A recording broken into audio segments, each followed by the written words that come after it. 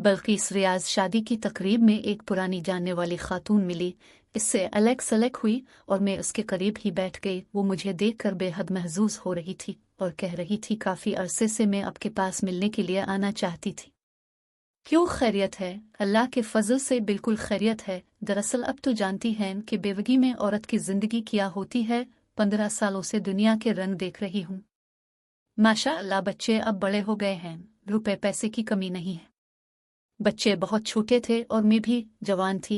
अब यकीन जाने जिस पर मुसीबत टूटती है वही जानता है। मेरे माशाअल्लाह 3 भाई 1 बहन और बेवा माँ है। माँ की दिलजोई मुझे हौसला देती है, मगर इतने नज़दीकी रिश्तेदार हैं वो ज़रा भर परवाह नहीं करते कि ये बेवा हो गई है, बेआसरा है, जारी है, इसकी मदद ही कर दें। खावंद घर की छत होता है और अगर घर से छत गिर जाए तो जानने एक औरत का क्या हाल होता है। हमारा मुआशरा सिर्फ चढ़ते सूरज की पूजा करता है।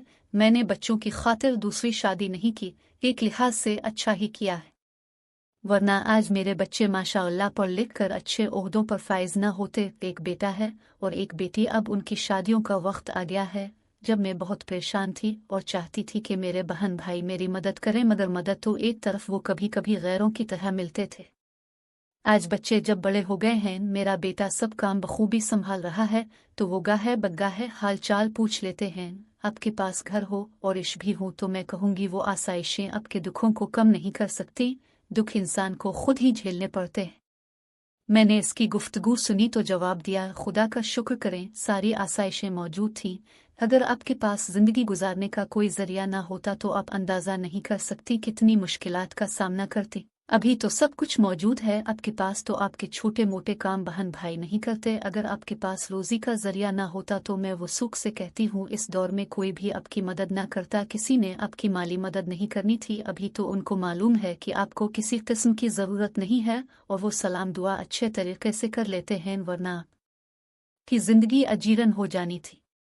वो दूर और था जब पड़ोसी को मालूम होता था कि हमारा पड़ोसी तकलीफ में है, और पड़ोसी होने के नाते वो मदद भी करता और दिलजुई भी। इसी तरह बहन भाई एक दूसरे के दुख सुख में शरीक होते। मगर आज तो का यही पलट गई है। खूनी रिश्ता हो या गैर कोई नहीं पूछता, इसलिए तवक्को मत रखिए। ये दुनिया ऐसी ही है, जहाँ मतलब होता है दुनिया खींची हुई वहाँ जाती है, जहाँ मतलब नहीं है चाहे आपका बहन भाई क्यों ना हो वहाँ जाने से गुरेज करते हैं। लेकिन एक बात ज़रूर कहूँगी, बेशक गरज की दुनिया है मगर अभी भी हमारे मुआशरे में लोगों के पास आला ज़र्फ और वज़ादुरी है। कुछ लोग सिर्फ खुलूस मोहब्बत और अपनायत से एक दूसरे को मिलते हैं।